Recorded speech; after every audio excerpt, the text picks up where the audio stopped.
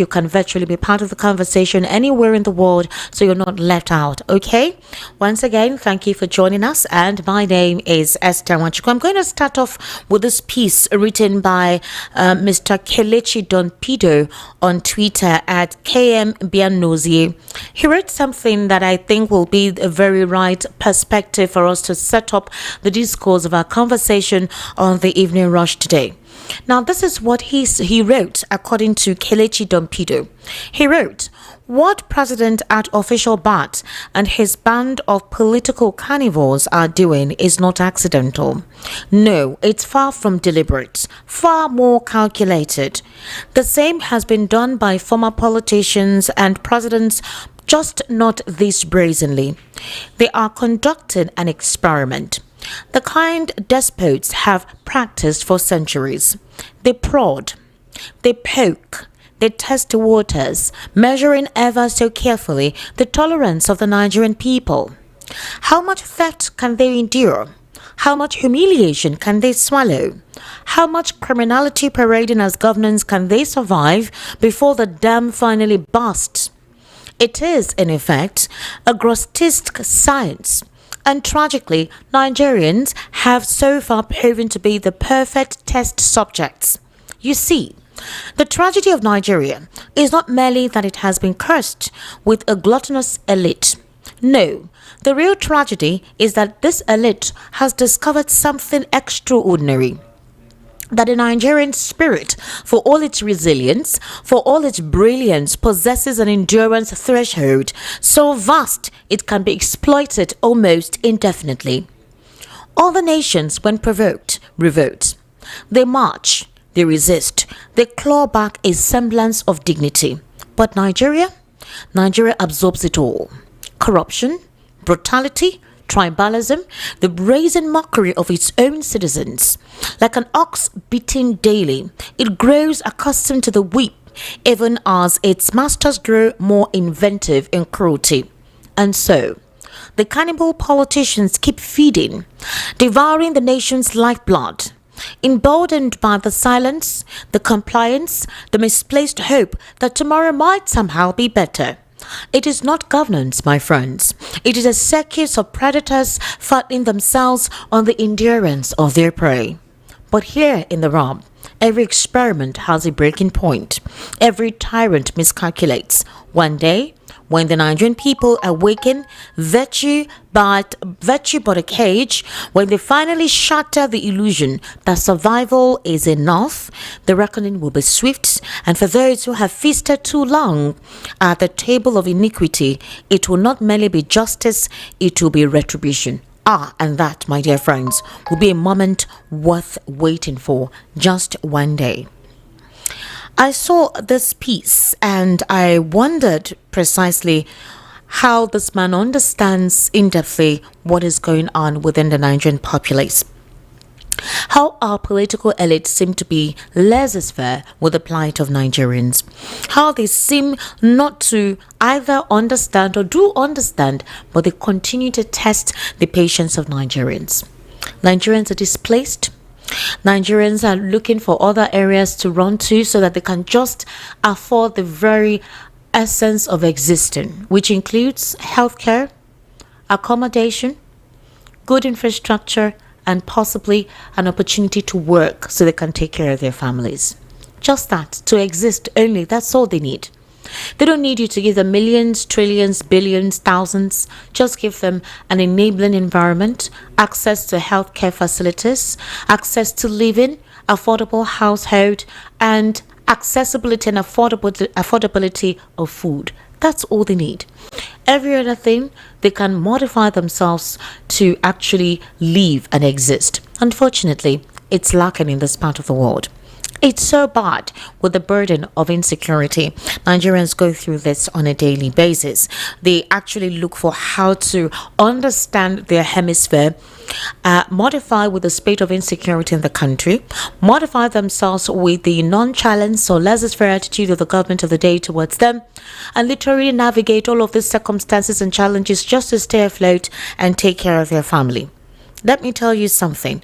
Yobe is holding a mass burial over 84 people who were killed by terrorists. I'm not even going to call them bandits. That's another angle to look at things, isn't it? Now, I want us to take a very brief listen to what President Bola Ahmed Tinubu said in addressing Nigeria's current state. The president is saying something. I don't know if that's what is actually reflecting in the country. So let's take a listen to this. For what we believe a progressive government that we always build on the legacies of Muhammadu Buhari. And what I can promise you is what I'm doing. Hard work, hard thinking, consulting of you. First of all, cure the economy, bring hope to the people. That is what we stood for. And that is hope is here. Is here.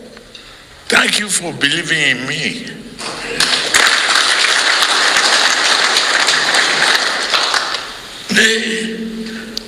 The economy is stabilized. Nobody is trading piece of paper for exchange rate anymore.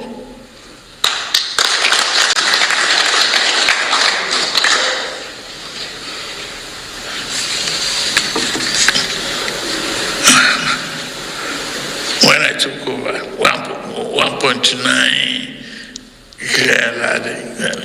is 1.35, 1.45 now. It's been stabilizing there. People can predict. You don't have to know a Cardozo before you get your foreign exchange, you get your imports. What we need now is building the ship, the vessels for export and import of our goods and create jobs for the people.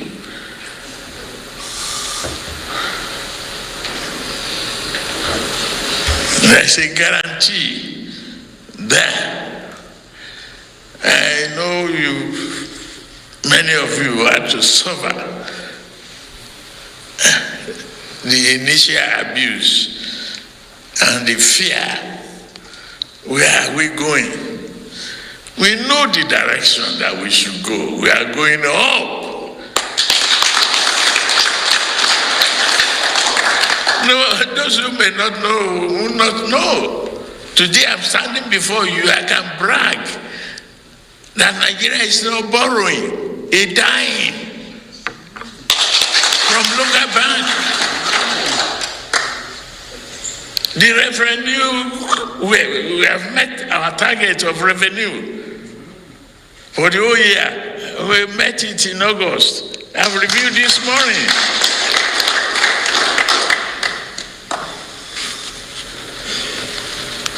Non-oil. If non-oil revenue is going well, then we have no fear of whatever Trump is doing on the other side. And I've just signed off on a huge mechanization, program that every region we have a mechanized center for agricultural mechanization and have trainees and all of that. That is our path to food sovereignty, food security. You remove hunger from poverty, you have defeated poverty.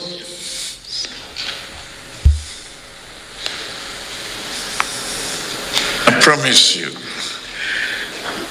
is where we started and where we're going. And your children's education the path to Nigerian recovery. We are on it. Go home, be assured. Don't let anybody threaten you or for any uncertainty. We are certain we are going to succeed. That's what we believe in. The honesty in Buhari, what we inherited from him, is total commitment.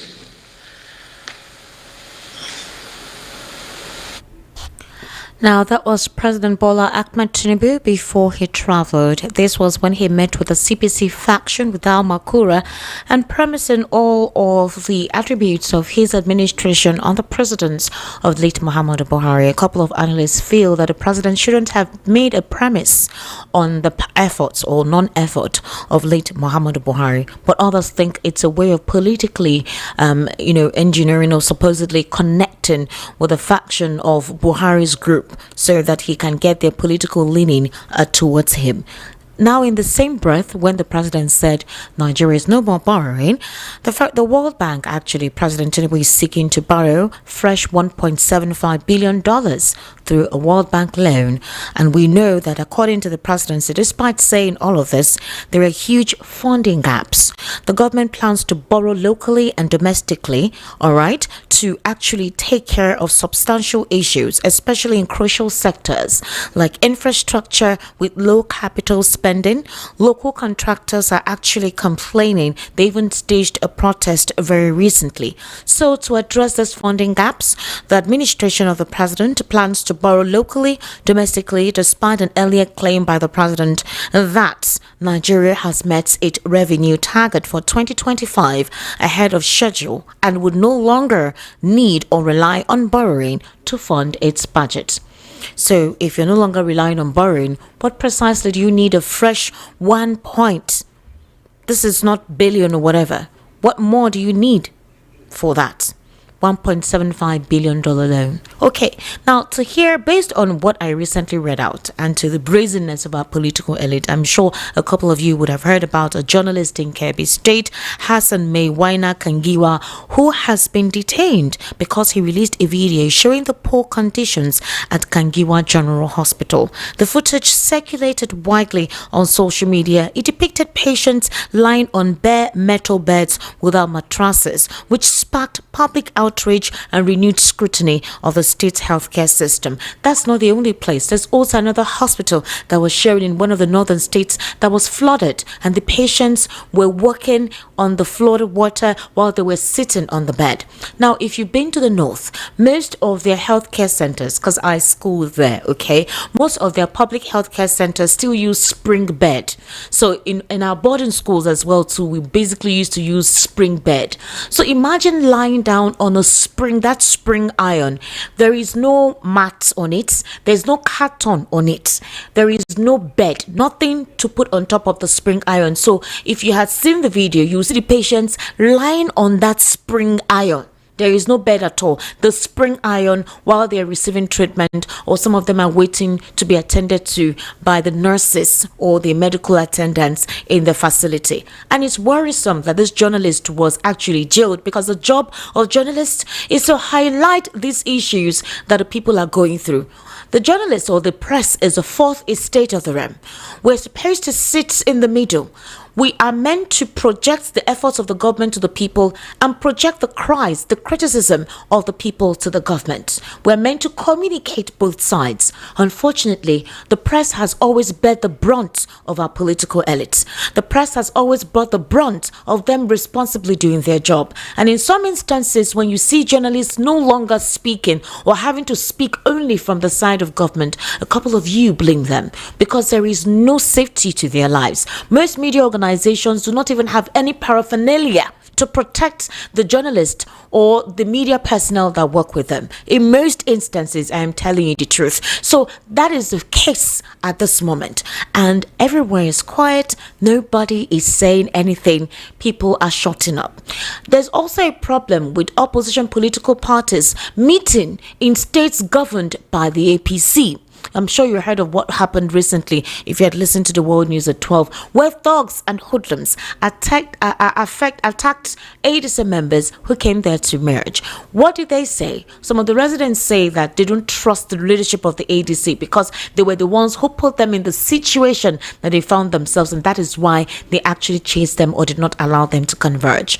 It has become a recurrent pattern now in most APC-run states. Any opposition, specifically the Labour Party or the ADC, they destabilize whatever gathering is on there. And there are fears amongst these particular issues that as 2027 is getting close, that there will be a build-up of intolerance towards opposition gathering, towards opposition campaigning, to instill a one-party state, whereby there will be no opposition, there will be no contest whatsoever. It will just be the APC as a strong, formidable political party, hoodwinking a lot of the states. While we try to look into these issues as well, another interesting factor is a very recent exclusive where the FCT minister secretly traveled to the United Kingdom for medical attention, despite saying that there is no need for overseas care. So the FCT minister is currently in the United Kingdom for medical attention. This was obviously brought in by sources privy to the minister's health status. They disclosed to Sahara reporters that Wike has been diagnosed with congestive heart failure and is currently under medical management. Doctors reportedly recommended a bypass surgery, but Wike declined the procedure over concerns about being away from his duties for an extended period and the possibility of being replaced during his absence. The minister's decision to seek treatment abroad comes amidst growing public interest in his health and capacity to continue in office. In April 2021, Wike, then the governor of Rivers State, declared that he would not travel abroad for medical treatment, asserting that all the necessary experiment for examinations and care was available at the government house. This he made a statement during a courtesy visit by the accreditation team of the Medical and Dental Council of Nigeria. With all of what is currently going on in Nigeria and the way the political elite seems to be nonchalant, the situation in Nepal has garnered attention, where the death toll there has climbed to at least 22, with over 300 others wounded in clashes. Nepal descended further into chaos on Tuesday as violent anti-government protests spiraled out of control, leaving former Prime Minister, the wife there dead. Apparently, the Prime Minister's residence was under siege, and also major government landmarks were in flames, including properties of private individual. So the wife of the Finance Minister succumbed to severe burn injuries after protesters touched their family home in Dalu, Kathmandu. This is according to the local outlet Kabar Hub. She was rushed to the Kitiporuban hospital but could not be saved. The shocking incident unfolded as Gen Z-led demonstrations sparked by a controversial social media ban, which raged into their second day despite the government's announcement lifting the restrictions. So instead of this calming the streets, the reversal only fueled the anger of protesters who demanded Prime Minister KP Sharma Oli's immediate ouster.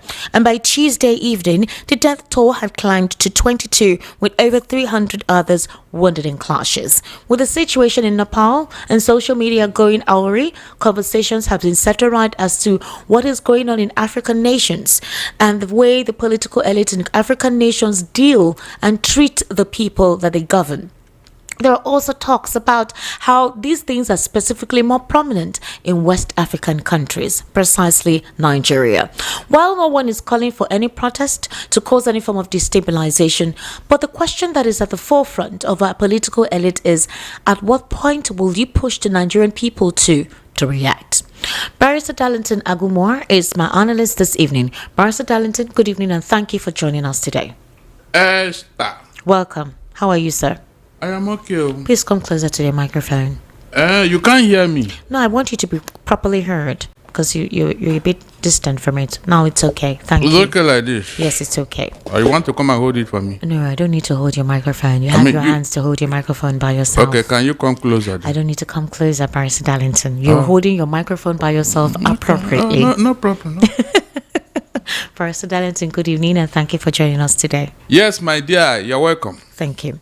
Barrister Darlington, I read a tweet about what the current state of Nigeria is at the time with our political elite, how they're possibly experimenting with the Nigerian people. They're poking and prodding and testing the patient.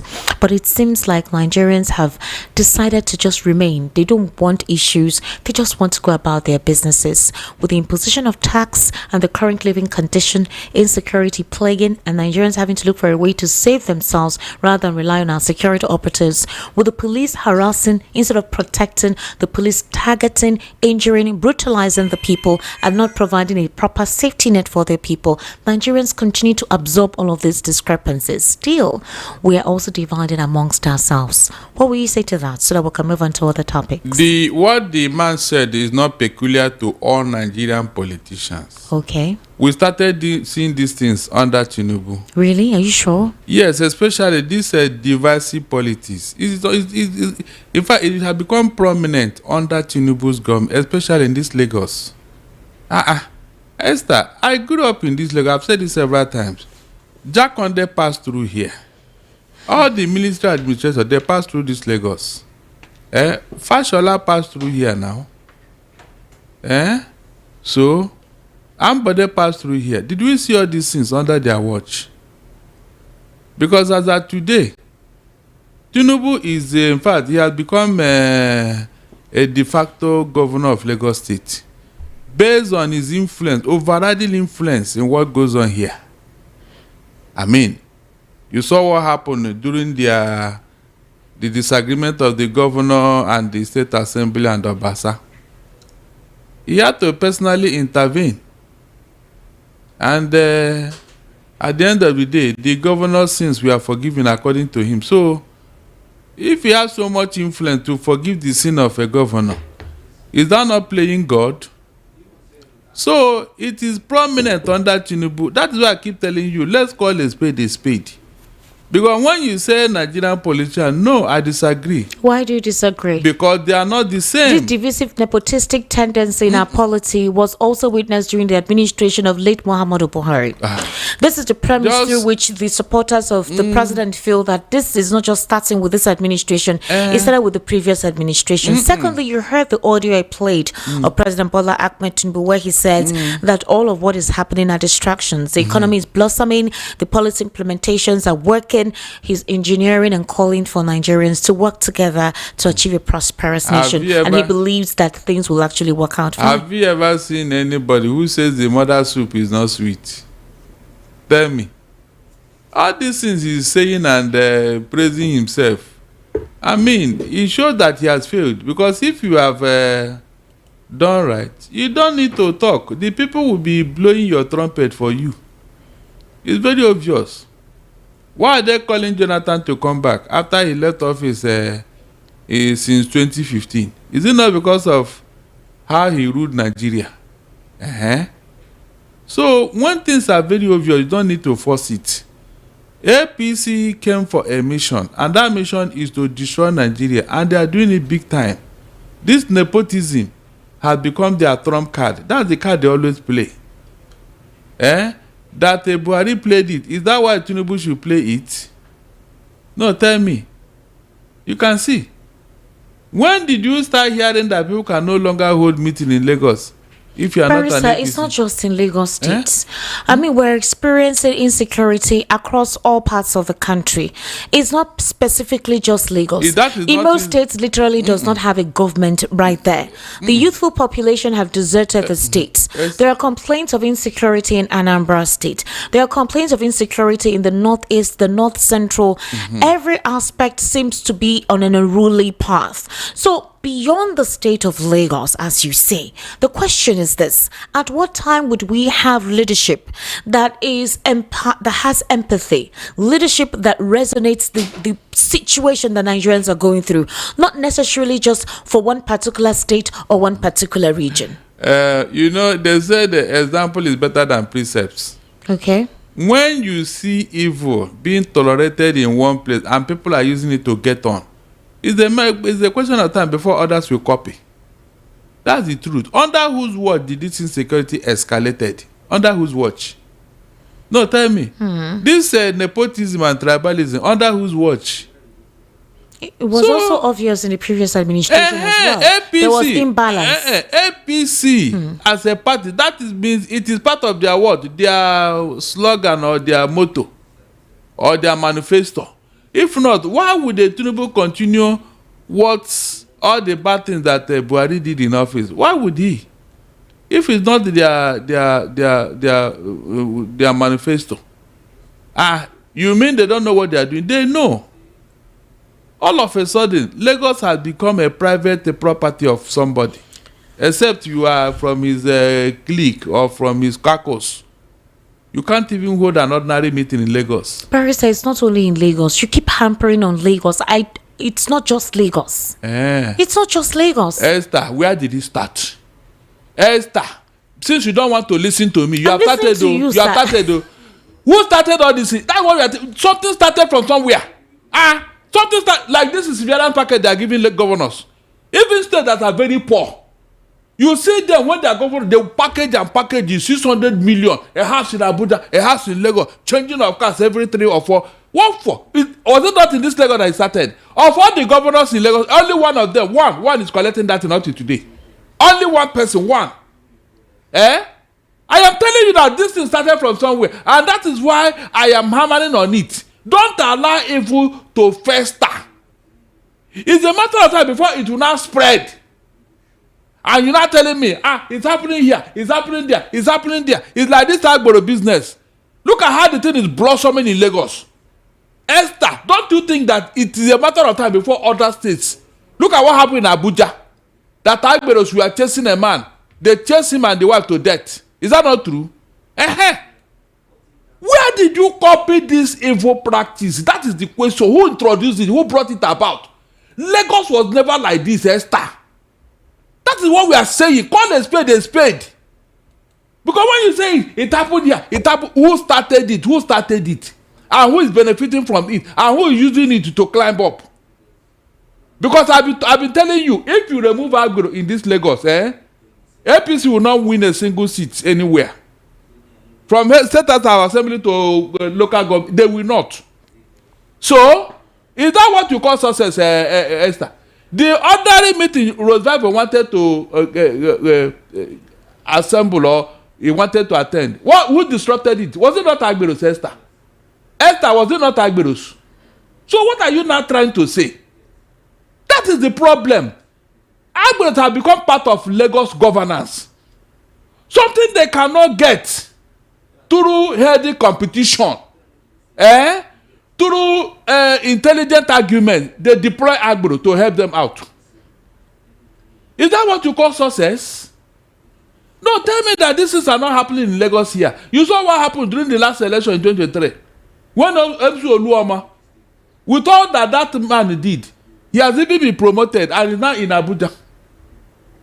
Even when the court said, no, you are not supposed to be the president of this organization, Tinubu brought him and crowned him and elevated him. Is that not true, Esther? When you see all this, please, what other evidence are you looking for? That these guys, they have turned Lagos into a gangster paradise, where gangsters are now the alternate government. What the government doesn't want to do, or what they will deploy them, they will help them and do the thing. And you are telling me that this thing will not cause problem. The earlier we call out those who are doing it, the better. Let us not pretend about it. It will soon spread to other states. And that is the idea. Esther, that is the idea. By the time you introduce these young youths into this thing, it becomes now a business and a job. Political thuggery and Agbero. Well, I'm sure you know about Malami, whose convoy was attacked. Of course, yes. He went for a condolence visit to the emir of Wandu and the family of the late Imam Tukur Kola in Birnin Kebbi. His convoy was violently attacked near, a private residence by political thugs that emerged from, according to, what he said, by state APC headquarters positioned very close to his residence. That stones and dangerous objects were hurled at them, and that what is most disturbing disturbing is that this is not an isolated act. Actually, it's been happening across certain states controlled by the APC. So apparently, it is so sad that many Nigerians have taken to mainstream media, taken to social media to complain. So my question is this. Are we saying that ahead of the 2027 elections, there's a tendency that opposition parties will not be allowed to campaign in states run by the APC? In fact, it is obvious. You see, that's why I laugh at those who said, we can be caught talking, we can be complaining, Tinubu will rule till 2090 or 20 whatever. Is this how to win a free and fair election, Esther? That is the simple question. So are you telling me now that we have become so degraded to the level of animal that we can't do a simple election in a free and fair manner? Esther, this is their only modus operandi. Electoral thuggery, electoral brigandage, you said there electoral violence. There were thugs everywhere, and it's frightening. And it's terrible, Barrister Darlington, because we've not gotten any official report from the police that they were investigating where these guys are, who they are, where they came from. They are not doing the work of the police, Esther. You heard what revival that the people came to their second venue. The DPO, a whole police, open after talking to some people. He now went outside, made some call, and then opened the gates of that venue, and immediately start walking in, and police was standing by the gate watching them. Esther, God Almighty.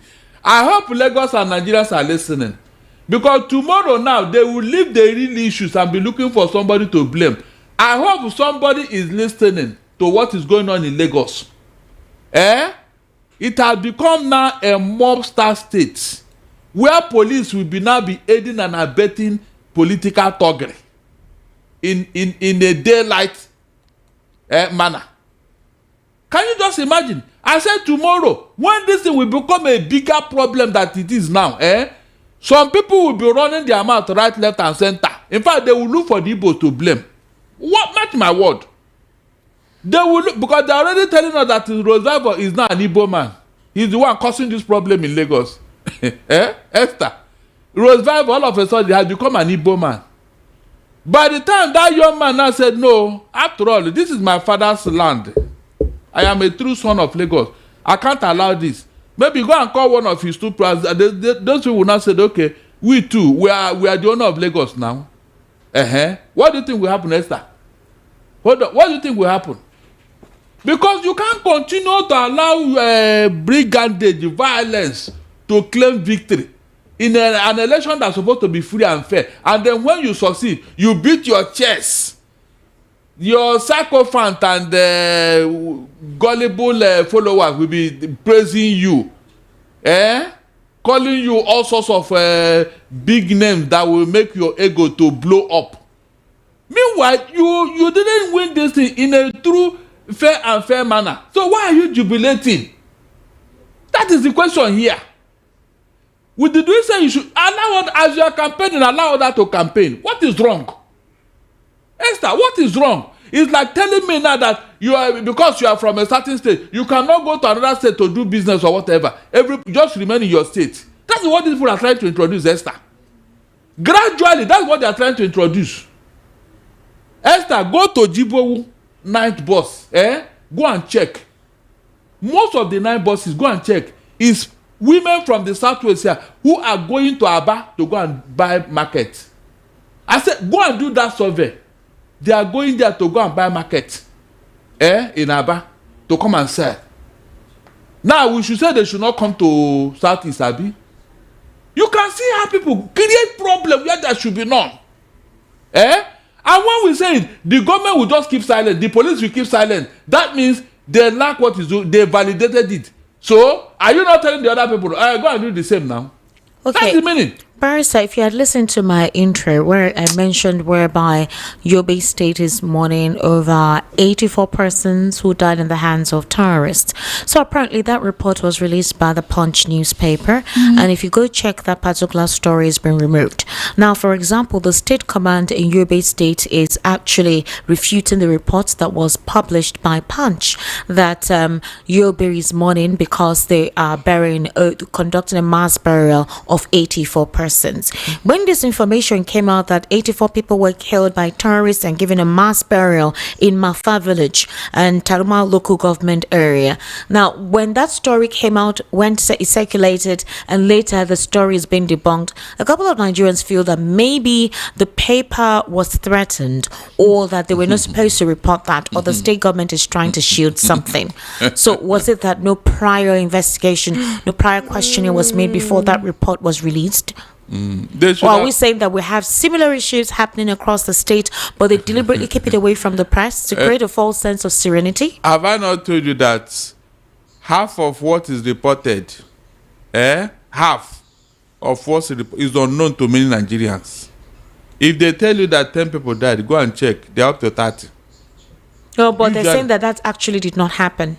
It did not happen? Yes. Are you serious? From the findings, that story did not happen at all. Okay, let them. Yes. Punch has removed it from, their website. It's just that other news outlets still have it on their page. No, but the Yobe State Police Command slammed them for that report. The thing is, right now, reports come out like this, and it's easy for people to believe it because of the state of insecurity across the country, and the fact that, the attitude of the government of the day seems to be like, there is nothing they can do beyond what they are managing to do. Esther, please, let's even assume that the point is wrong or whatever. Please, something worse than that has happened in this country. True or false? True. Is it a falsehood that there is insecurity in Nigeria and the scores hundreds of thousands of people have died? Is it a falsehood? If somebody come and say that, will you say that that person is lying? I mean, these are issues that you need to interrogate. If you have covered up something and the nosy journalist went to smoke it out and report it, why will you now be hounding him? Because then they wanted to keep it under wraps. Maybe this reporter just went to unearth it and expose it, and that's where they are angry. There are certain news they don't want you to hear. Well, we heard about the ones happening in some states, Borno or so, where some things happen and they don't want the press to cover it. Exactly, that's what I've been doing, living in denial, living under false pretenses. All right, Barrister Darlington, the FCT Minister Nyesom Wike has travelled to the UK for medical attention. They say he secretly travelled to UK, and the sources privy to the minister's health status disclosed to Sahara reporters that Wike has been diagnosed with congestive heart failure and is currently under medical management. So the reason why this became an issue, because obviously it's normal if any of these 7 ministers or governors have one health condition or the other. The reason why they don't actually disclose this is because most times they feel it's an aberration for them to mention their current health limitation, something that is meant to be in the public space. The fact that you have a health condition does not mean that you are limited to your responsibility as a government official. But in this part of the world, they like to cover it up. They like to hide it. They feel if you let Nigerians know the state of their health, they'll be seen as people who do not deserve to be in the position they occupy. So according to what the doctors recommended, they recommended that Nyesom Wike do a bypass surgery, but he refused. He declined the procedure over concerns about being away from his duties for an extended period of time and the possibility of being replaced during his absence. Or being away before the 2027 election. Well, the idea is maybe they may take the FCT minister position from him, and he needs to retain that position. And he will not be there. The important thing is 2027, where he had promised Tinubu all the votes in Nigeria. He wouldn't want to be absent. Look, when you see this type of thing happening, Esther, you know why? Why? The person involved has skeleton in his cupboard. When you have committed a lot of atrocities and infamy against your people, you wouldn't want them to know that you are an ordinary human being. You can fall sick. You want to remain the same superhuman being who can never fall sick. And so when you have such image, you'll be hiding it so that your enemies will not mock you and say, "Look at him. Sebin, are you there for bed there?" You know our people now. They will use a street balance. Say, so you too safe. I think say you be superhuman being. I don't know say you no get anything.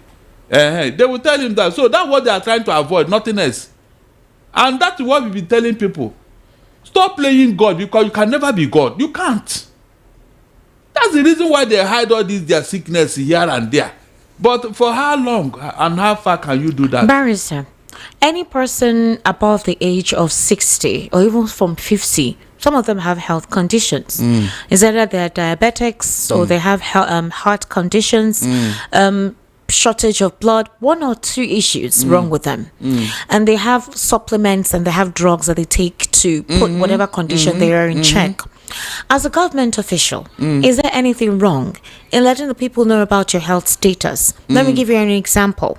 Israeli Prime Minister very recently went through a prostate surgery. I think something that had to do, he had cancer or a tumor in there. He did that surgery. There was supposed to be a meeting between the United States of America, he and a couple of Hamas officials while they were trying to de-escalate the situation in Gaza.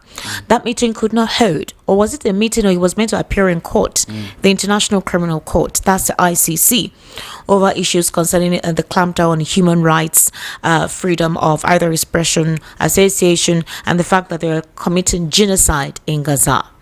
Now, Israeli Prime Minister couldn't attend that particular appearance because he had to undergo prostate surgery. That was made known to the entire world. Now, former US President Mr. Joe Biden too had issues. I remember at the time it was publicly said and disclosed the FBI had to do a thorough questioning of former President Joe Biden for almost 7 hours. I wanted to check his mental acuity so he doesn't mistakenly slip out some secrets of the United States. After they did all of that, they found out that he was okay. But the thing is, everybody knew about it. There were instances where Joe Biden also did some public appearances during the campaign. There were times we saw him looking like someone who was petrified. There were times we heard that he was wearing pampers, adult pampers. There were times we heard him like they call his name, like he doesn't respond.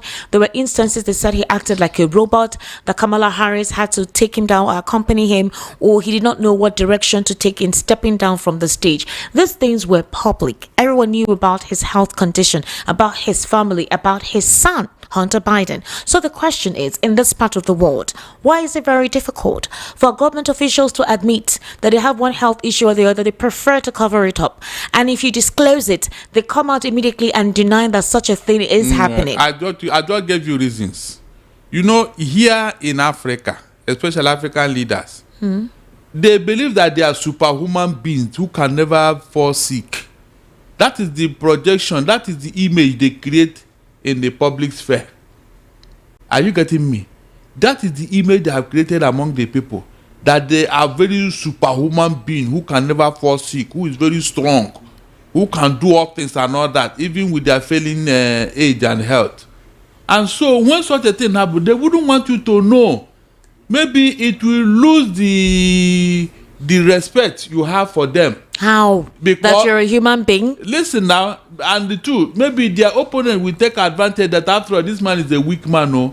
All those nonsense which is not applicable when it comes to health. Nigerians started speculating something was wrong with Nyesom Wike when they saw his appearance. Of course. He became so dry and very lean. And they constituted or concluded that there is something wrong, but he never admitted. He just simply said he was dieting and ensure that weight gain is not the best healthy way to go. Do you think this is as a result of this perceived illness that he went to the UK for? Of course. Now, when Atiku told you that this man started drinking as early as 11 o'clock in the morning, what do you think will happen? Did I not tell you here that the result will soon come?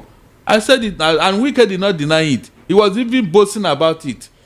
All this thing that whenever he want to talk, he'll be talking like a busted exhaust pipe of a trailer. Is that not baritone voice? But what? That's baritone. If you want to listen to baritone, listen. You want to listen to, go and listen to, what is his name? This musician, Barry White. Go and listen to when you talk of baritone or this jazz singer. Where is that jazz singer? Where is he? The name. So this, when I said listen, when you now know what is called baritone voice. Yeah, you getting me? This thing Wike is talking, is the way he's talking. I've always said, even native doctors, they don't talk like that. Chai. I said, what is all this? Have I not said it here before? These are problems that this man refused to attend to, and now it has grown. You can't be talking like that as a human being, and you say that all is not. It's not possible. Apparently, this expensive this in wine or alcohol had been taking a toll on him, and he didn't even bother. When Atiku said that, did the Wike come out to say he doesn't even touch wine, he doesn't know anything about drink?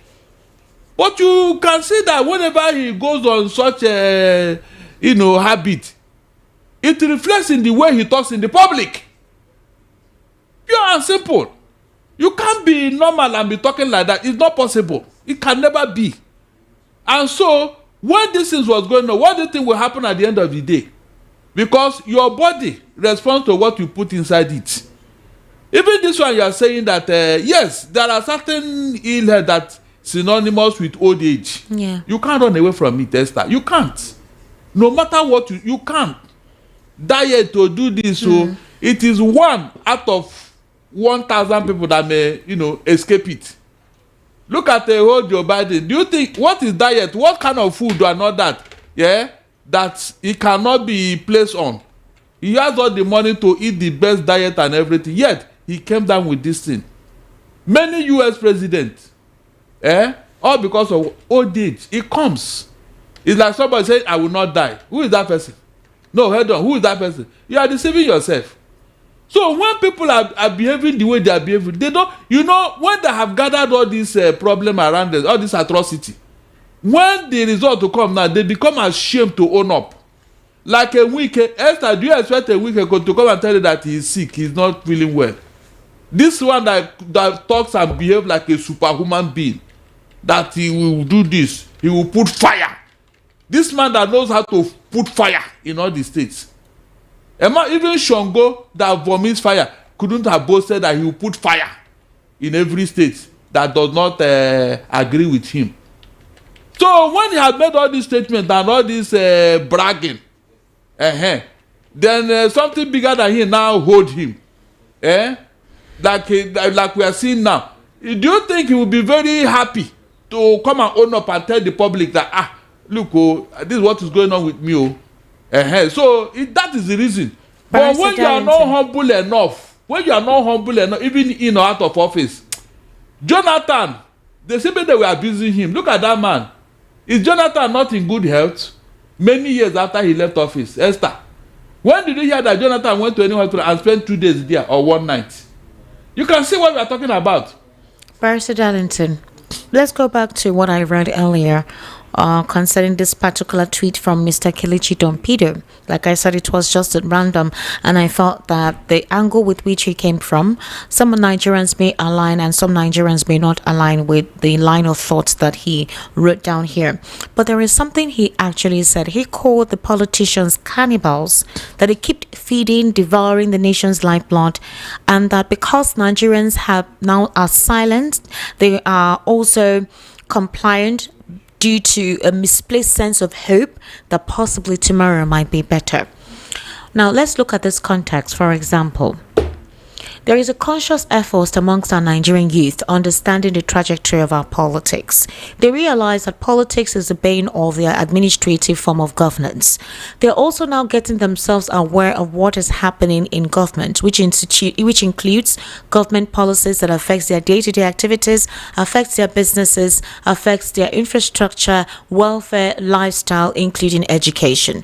This awareness was emboldened specifically towards the 2023 elections, where they were tired of the misrule and misgovernance of the previous administration. They felt refused to listen to their voices. It encapsulated and got to a climax during the EndSARS protest in 2020 with the hashtag Sorosuke, speak out, speak louder.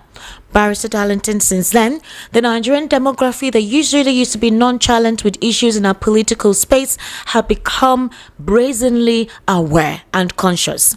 Also, those who did not understand the essence of their culture and their identity rooted to their culture have decided to study and understand the foundation, the history of their culture.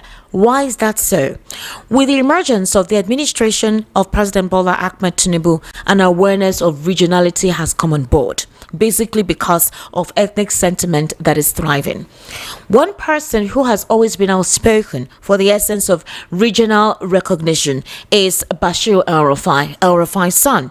And this is what he wrote in a recent tweet about 2 days ago. He says, regional autonomy can easily solve this situation of blame games. It is crucial as all citizens of said region would be cognizant of who they can directly hold responsible for their woes. He says, I don't believe in this esoteric concept of one Nigeria. Escobar and I can agree on that. For him, he believes, for example, that he does not subscribe to the idea of one Nigeria, insisting that regional autonomy remains the only viable solution to the country's challenges. Barrister, do you think that is true with what is currently going on as to the perception of economic imbalance and access? Esther, it will never work, because when they get to Abuja, they forgot regionalism because it will not favor them. No regional leader or premier can remove 1 billion naira from the coffers of their region without that treasury shaking like this. You'll be shaking. But you can take 100 billion naira from Abuja. Nobody will even know whether you remove money or not. So that particular exercise is what is helping them. Like the amount of money that you are hearing now that disappeared from Abuja, can it disappear from any region and that region will still be standing? It can never happen. So these leaders, when they go to Abuja, they say, if I can make all this money here, these people, when I go to, they won't allow me, so they won't talk about it again. It can never happen. That is one thing, one particular reason why they are afraid of regionalism. Because of the money they are stealing. All right, Barrister Darlington, we'll take a very short break, and then when we return, the evening rush continues. You're currently listening to VOP 90.3 FM. We'll take a very short break. We'll be right back.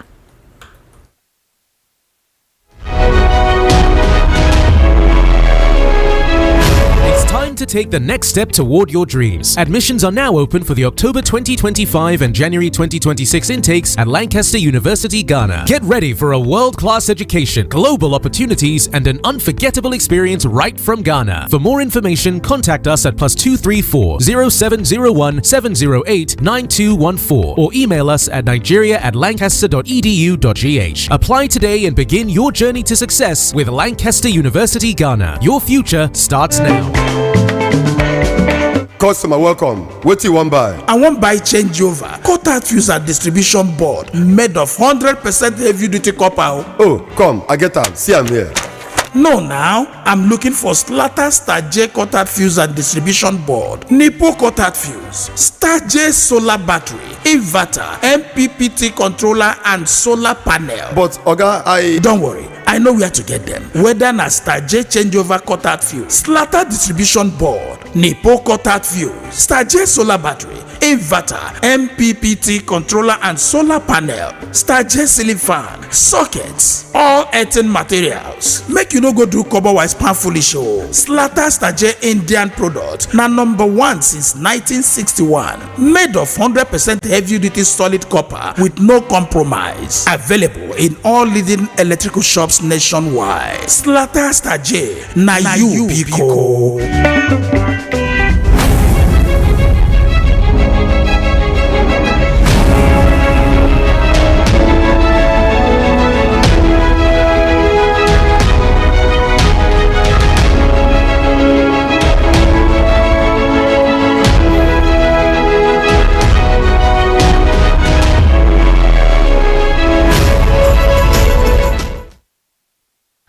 All right, thank you for staying with us. This is Voice of the People, 90.3 FM, the evening rush right here on your People's Station. And I'm currently with Barrister Darlington Agumwa. My name is Esther Wachiku. Thank you for staying with us. Barrister Darlington, we're speaking of the situation with Nasser El-Rufai's son saying that a regional system of government is the preferable way to go, that Nigeria is not one Nigeria. Yes, because that thing will not work. If not, listen, Esther. Imagine if that is the way to go. Do you think the day they enter office, that's the way they declare it? Regionalism. but it will not help them. Why do you say it won't help them? Because they won't have enough money to steal in their region. But the president seems to be pushing indirectly for regionalism. Look, Esther, when something is not with the current tax reform leave bill. all those things. This is small screen. It will not do anything. Look, the local government financial autonomy, what happened to it? Hold on. What happened to it 1 year after the Supreme Court ruling? What happened? Tinubu decided that, look, any governor who cannot give local government chairman their money, CBN. Is it the president that is meant to enforce, or the police that is meant to enforce after a Supreme Court ruling? Which police? A Supreme Court gave ruling that local governments are now should be financially autonomous. Money directly going to the accounts of the local government and no longer through the state government. So the Supreme Court has given a ruling. Who is meant to enforce the ruling of the Supreme Court? The executive. The executive? Yes. Okay, let me give you an instance. Because it was the executive that took that bill to National Assembly. Barrister Darlington, the situation with Labour Party after the Supreme Court judgment. Why is it that the executive did not enforce the Supreme Court judgment? That is the political matter. Why was it being matter. waited for INEC? Because it will not favor the APC government now. They want the place to scatter. You didn't hear when Tinubu said it that? So you're saying that if the Supreme Court gives a judgment, it is the executive that is meant to enforce it and not the police? The enforcement will depend on whose side, who will benefit from the judgment. That is where the enforcement will come from. If APC will benefit, they will enforce it immediately. Who was the one that actually took that case to court in the first place for you to think that it is not something that the current administration actually wants, headed by President Tinubu?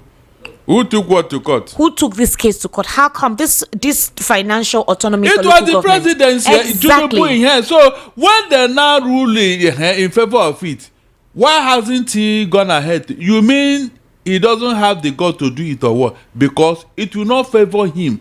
That is why I told you initially when I said it will not work. Did I not tell you? From day one, I told Tinubu this thing will not work. Forget it. As long as the constitution has not been tinkered with, that thing will never work. Until you now tinker with the constitution. And for you to do that, you need the cooperation of the states assembly and the governors. Is that not true? You need their cooperation. And they will not cooperate with you. You can see the dilemma here.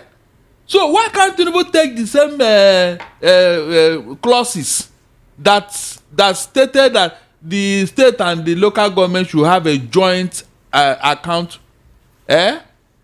You have to separate it from the constitution before this thing can work. That is the crux of the matter.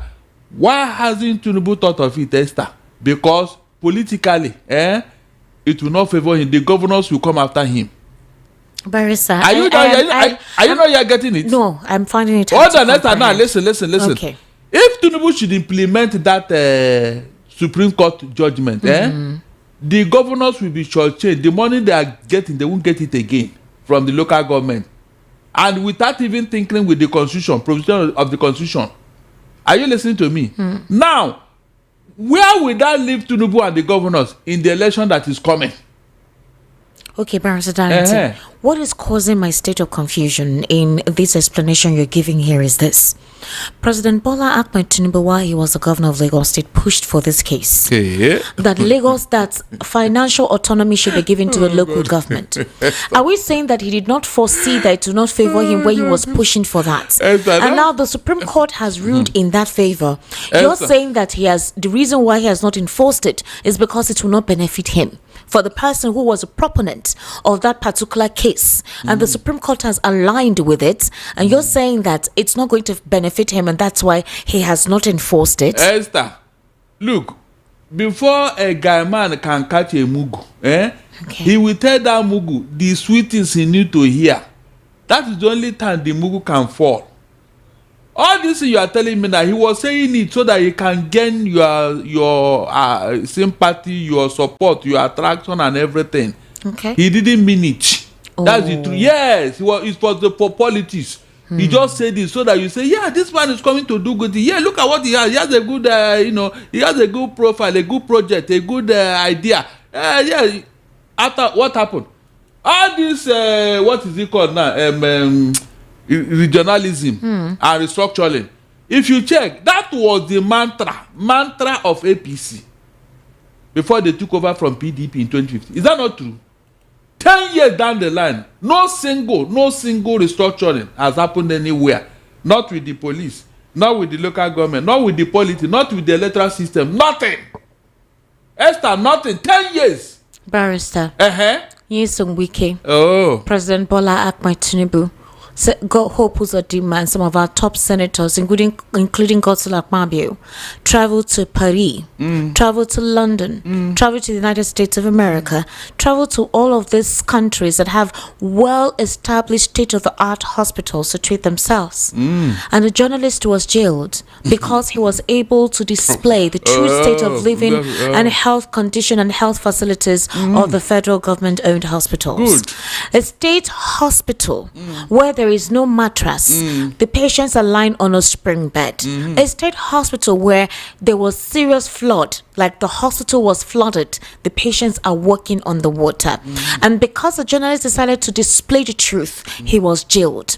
So Nigerians who are sick will sleep on the floor, sleep on a spring bed, makeup bed.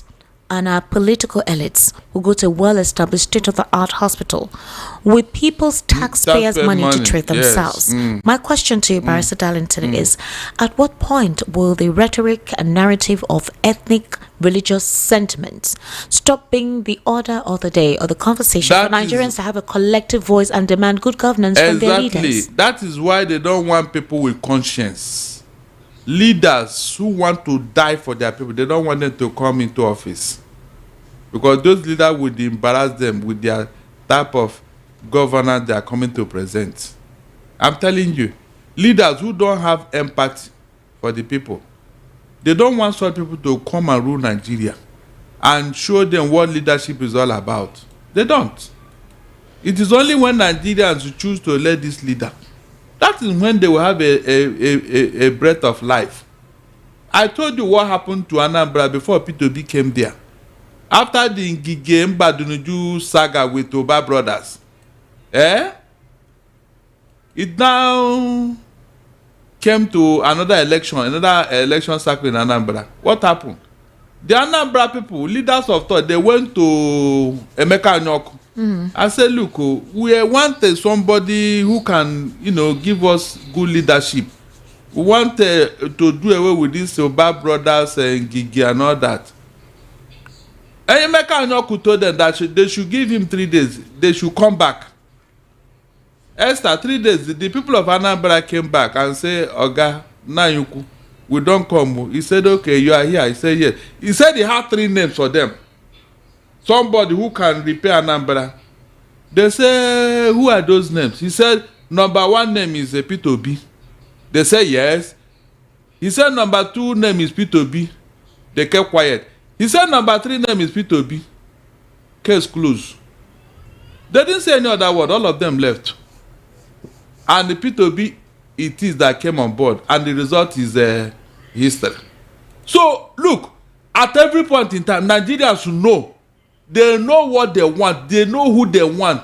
It's just that this cabal, according to them, these people who have gone to one dark room and swore oath that, look, you see the leadership of this country, anybody who is not from us must not rule.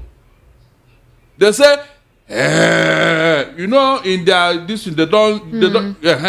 they speak with guttural, all those voices you hear from native doctor shrine. Okay. You don't hear them like somebody now who is treating himself, the voice. So those voices, they use it to swear oath that these are the people that will be ruling you like this country. They say and you think it's a joke, Abi? So anybody who is not forget it, you need the force to break it. I'm not joking. Okay, I told you here that Nigeria is in a why will El-Rufai's son call the president Escobar? In fact, maybe they have been doing business together. Because it's not the first time he's calling him that, and nothing has happened. What will happen? Does anyone have any right to call the president such a derogatory name? No. And the person is still working free? Somebody answers Escobar. Is that one Mexican? He's a notorious Colombian drug lord. He has become a nickname used online by opponents of the president. The nickname is rooted in long-standing allegations from the 1990s when Tinubu was linked to a drug trafficking investigation in the United States. So let him clear his name. Abi? Yes, now. Let him clear his name. It's as simple as that. Who should clear his name? The president. If you know that name, you don't bear it, then go to court or you clear it. The case is in court. You've heard him enforce and impose on the U.S. court not to disclose any record. They should continue to redact his name from any record. The FBI and the DEA. That means the name remains. The Escobar name remains? Of course, until you clear it. The president has distanced himself from that, and that's why he's in court. No, he have not. The thing has not been cleared. You didn't hear me. He actually sought the assistance of a Philadelphia PR firm. It has not been cleared. He's just fighting that to make sure that this thing is not revealed. That means there is element of truth there. Esther, I mean, even a child of yesterday knows that yes, the effort Tinubu is putting on this matter, we tell you that there is something there. Nko Owambe. Barrister Darlington, the situation with our economy has made a lot of Nigerian youth travel out of the country to literally base there. I'm sure you heard of the recent situation in Ghana where they were shutting some shops of Nigeria, and most of the shop owners are people from a particular ethnic group that is from the southeast. A very dark man recently went to Ghana to actually hear what the situation is because the case was being politicized. There are calls that since this whole situation got worse and shops of some Nigerians were being closed, Abike Dabiri has been silent. The idea is that she has not been proactive because the persons whose shops are affected are persons from the southeast whom there is a supposed disparity towards based on allegations by some cross-section of Nigerians towards her. Now, Very Dark Man went there to understand the reason why these shops were closed, and based on the interview he had with some of the shop owners, they said that they are not meant to be involved in retail business. So the Nigerians are meant to import, give it to the Ghanaian people, and then they will, they sell and give them their proceeds. But the Nigerians complain that as time went on, that's what they used to do, but that the Ghanaians don't actually remit the money. Yes. So they now decided to be the ones doing the retail. So they import and do the retail. I'm sure very recently Nigerians have been on the forefront in terms of agitation for them to return home. The Ghanaian people blame Nigerians for prostitution in their country, for drug kidnapping and all whatnot, basically from the southeastern extraction. Also, the same thing is happening in South Africa. Now, the narrative politically is like there is a supposed social construct to make persons from a certain ethnic extraction look like they have a problem everywhere they go, and then it's not just in Nigeria that some certain people do not want them. How would you describe the situation where there is no one voice in calling out this anomaly of Nigerians in other countries going about their businesses peacefully rather than amicably resolving issues? The discrepancies in our politics is hitting up the issues of Nigerians outside their home country. Esther, I am not surprised with what is going on. It has happened before and it will continue to happen. The Jews suffered worse fate. In 1492, in Spain, King Ferdinand and Queen Isabella, they declared that the Jews should declare to be Christians or they will be wiped out in Spain. Of course, the Jews who cherish their religion, they refuse. Rather, they called the man who called Christopher Columbus to go and find them a place to settle down. That they want to live in Spain instead of relinquishing their religion. And of course, before they left, they handed over their children to some of their friends, because they don't know how perilous the journey will be. So that, their lineage and their destiny will continue, even if they don't make it. And of course, Columbus now took them to the new world, which is America today. The Jews, that was how America was founded. That was how, because of persecution, they drove them. So what Spain would have gained from the wisdom and mastery of these people, America now gained it.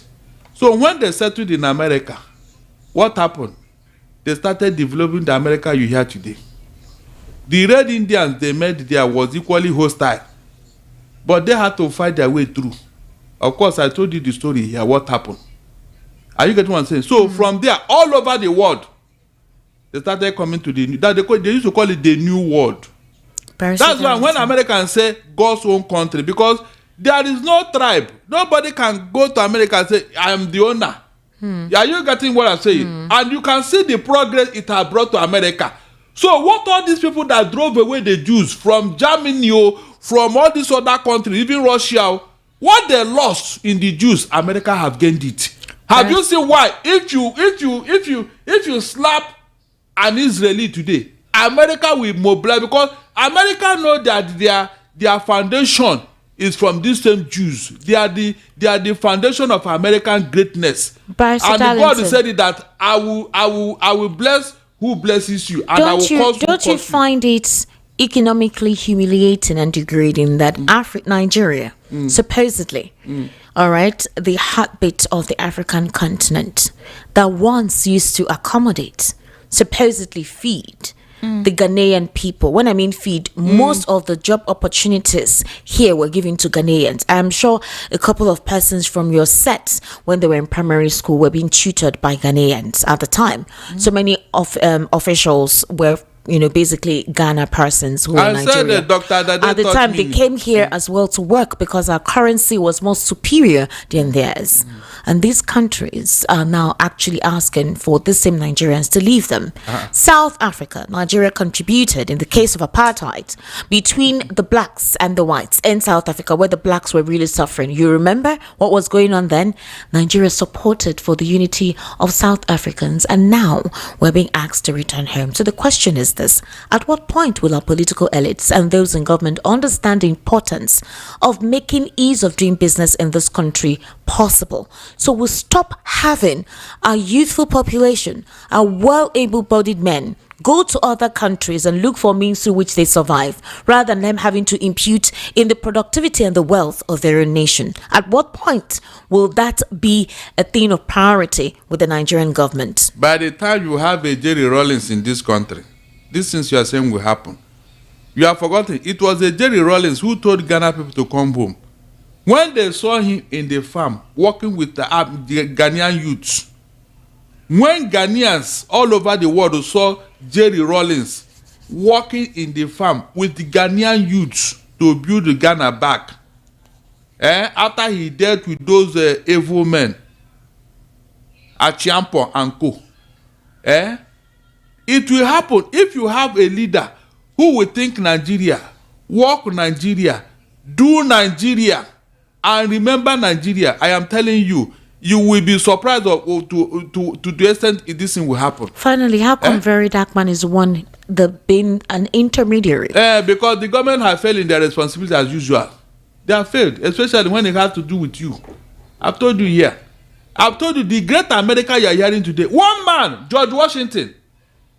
One man, he thought of the future of America. He refused to do the bidding of those soldiers who wanted to create a monarchy. The man said, no, that's not why I fought this war. My dear, please, I don't want to go into all the... If I begin to tell you stories of how the Western world, how their leader built them, Esther, you will ask yourself, do we have people here? All right, let's take some reactions. Do you have people here? The number to call is 080-3692-9933. 080-3692-9933. The WhatsApp number is 0817-1756-338. 0817-1756-338. Hello, good evening. How are you, sir? It's Koboko. Good evening, sir. May God bless. Are you hearing me? Yes, I can hear you, sir. Welcome, sir. I greet you and the barrister, and I want to thank you people for giving me a tax card on Sunday for Ogendibo. Okay, sir. Esther, sir? I want you to run with me with Ogaba Darren and listen to me very well. Esther, when Nigeria government asks you to run, please, I take up baby, you stand. They can never agree to anything. January 2024, there was a report with hundreds died in Plateau. They don't report them. Until no career. They would. But Wike is inconsequential. If he's promising 2 million votes, I want him to promise us electronic voting, electronic transmission results, and not announcing results 3 a.m. Are you hearing me? Yes. And let us watch very, very well. concerning the issue of what is happening in Nepal. Yeah. Nigeria youth wanted to change the scenario. Something happened 2020. Yeah. October 2020. Are you hearing me? Yes, sir. This is where almost Chris is writing to make youth not protest. We're supposed to see that and still write that into the politician. Are you hearing me? Yes, sir. President is telling me that he wants to slash food price. The tax on grain is slash last year to 6th July. As Nigeria comes on, respected him, I bought 1 pint of curry 2004, rice 1001, arrow so half bottles of red oil 1.5 liter half 1009, and they are telling me say they want to slash food price. Have you pursued terrorists inside our farm? Have you stopped the forces to Agro, extortion from the road? Have you repaired Ota Road, going to do that you're bringing food? You are telling me say you want to food price. Let me tell you, thank God that Nigerians are waking up. We are not stupid and we are not fools. We are not reasoning more than them. But what, in conclusion, because I'm somehow under the weather, we are not fools, so it's a lot of time. Thank you. Thank you. 08036929933. What is crying and in this farm? It's Mr. Koboko. I don't know what I did for. Is he nursing frog?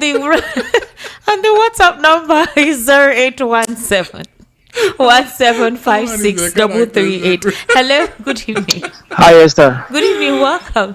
Yeah, this is Remy. Remy, welcome from Akoka, right? Yes. All right, Remy, welcome to Greetings, Barrister. Well done, my brother. How you doing? I'm fine, thank you. And you, sir? I'm all right, too. Yeah. Esther asked you at the earlier stage of this program, all Tinubu said, if they were true or not. Esther should be the one to tell us because she's a broadcaster. And the APC woman leader. Yeah, not even that. As a journalist, they ought to be the fact checkers. So if I may ask Esther, all Tinubu said by telling us about the economy being blossom and all that, how true is that? From the going by the fact before you. Going for the fact that I went to market to go and buy Oha, the price make me fear. It's not reflecting. So you know what? Then why don't you tell us that Tinubu is the purveyor of fake news? Why don't you want to tell us that he's peddling lies? No, she's always, everyone is her. No, she's always if something is not true, it's what? It's lying now. So if you are to be factual, you have to call a spade. Tinubu is telling lies. That is the fact. It's not my opinion. He told you we no longer borrow. Then he easily chipped in from local banks. And you know the reason. How true is that, Tinubu? Do you know the reason? Local banks have no money to borrow anybody. Of course. They are short of cash. Of they don't course. have money, so that's why he used local bank. Okay. Exactly. International bank, of course. That is where the money is. Exactly. So the media is not independent. Oh my God.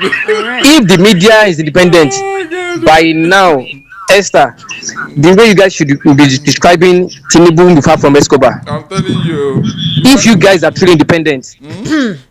Thank you. Of course, now this is not my opinion. Now, yes, someone forfeited over $500,000. Why? Was it only a charity organization? Thank you very much, Remy. I'm asking. Thank you. Bye bye. We're taking more calls. And that's why I keep saying that. On WhatsApp,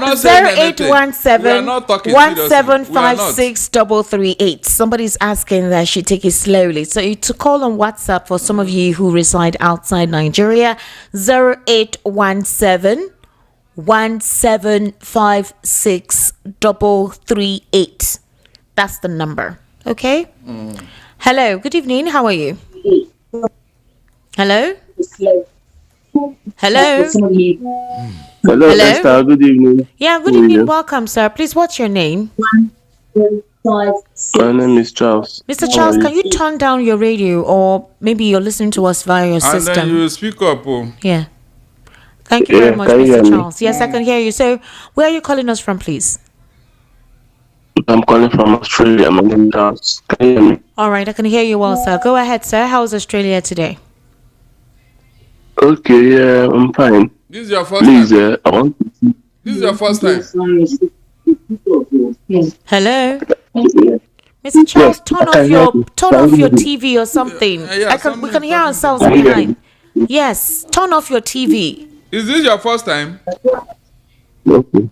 Can you hear me? Yes, I can hear you now. Please go ahead, sir. Your voice is checking. No, go ahead. Go ahead, Mr. Charles. We can hear you.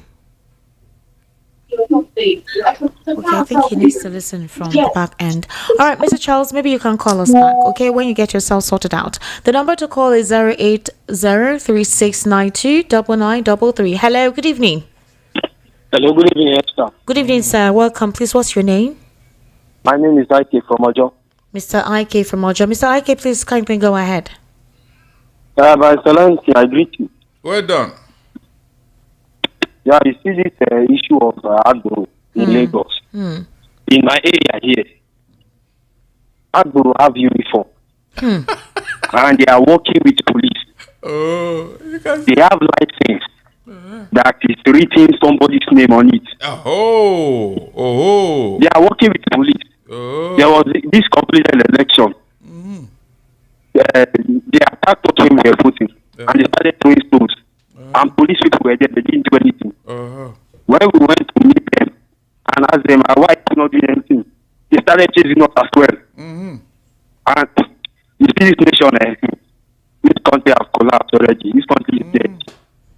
And you see this wicked that traveled abroad for medical attention. We saw what happened with Toby. His doctor told him to take some rest. He told the public. And he went to his hometown and collected treatment from the public. Yes. I think it was in Anambra, right? Of course, in Anambra. Yes, in Anambra. He went there, yes. He went there. And when he was okay, he came out again and told the public.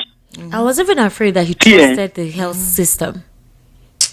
The worst of us is ruling the best of us, truly. I'm telling you. We lack experience in government. I'm telling you. God bless you all. Thank you. Thank you very much. 08036929933. That is the number.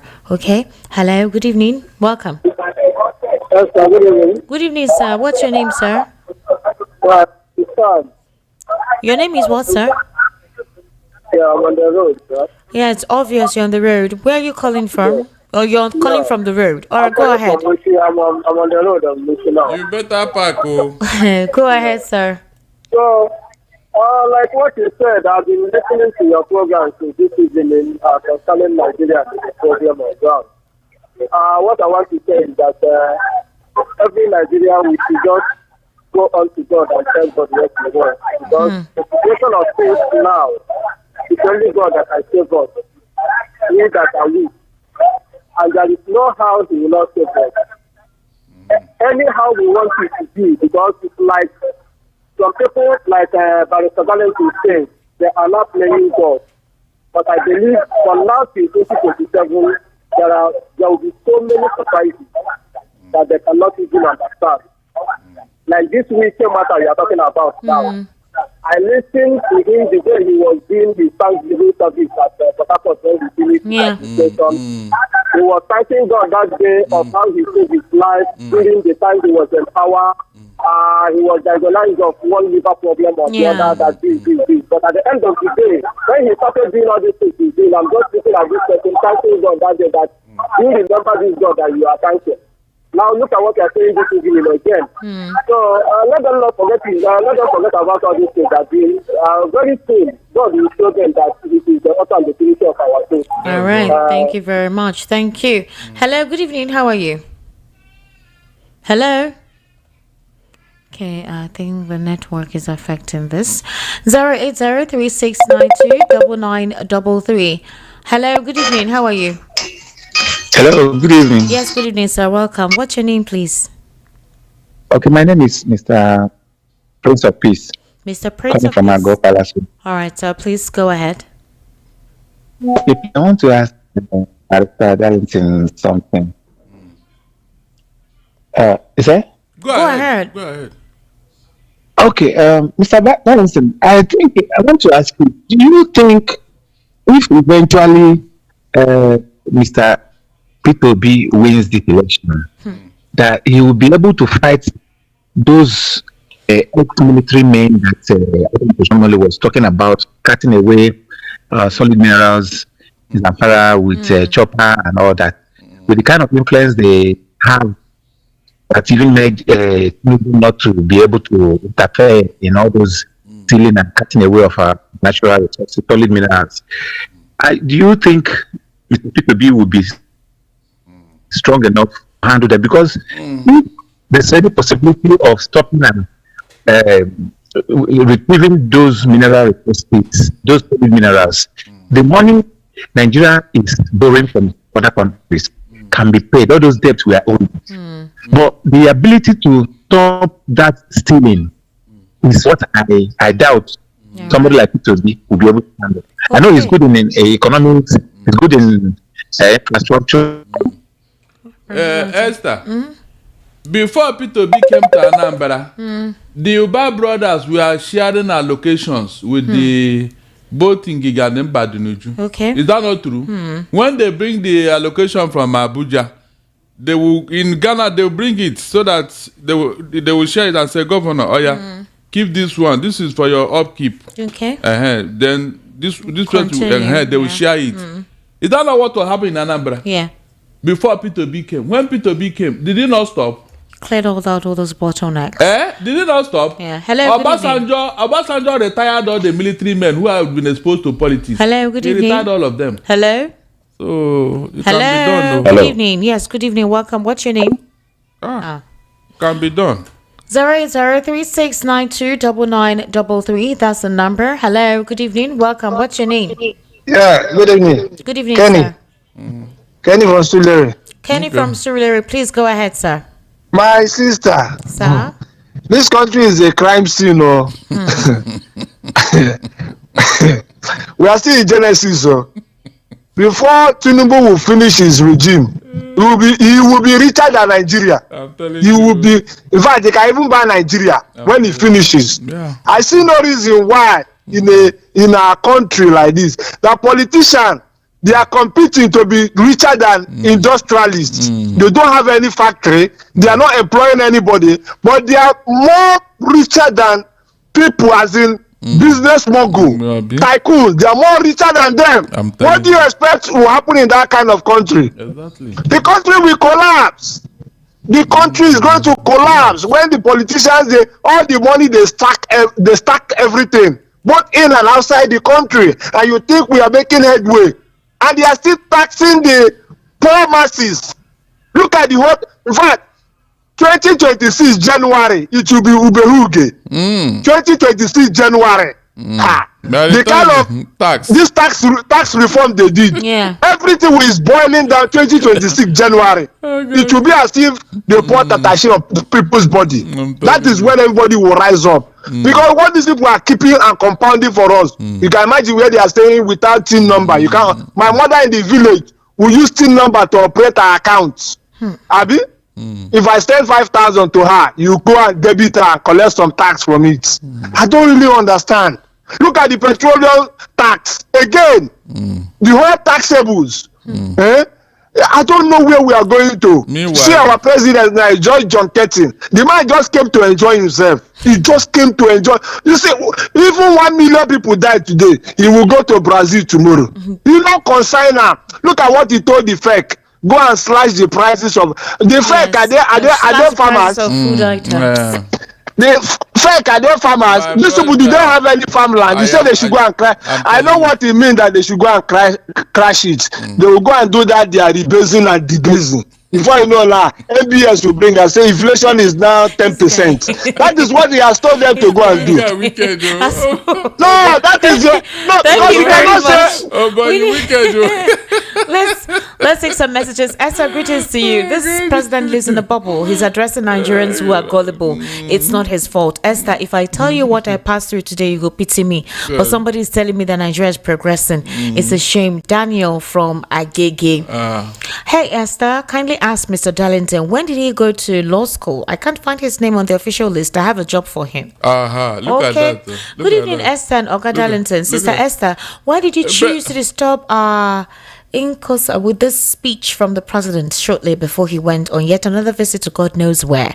All he said sounds like a rehash embedded with half-truth, an annoying statement only suitable for the credulous. Please, politicians should spare us all these nonsensical effusions that is at best a display of mockery and unintelligent gibberish. Chika from Lekki.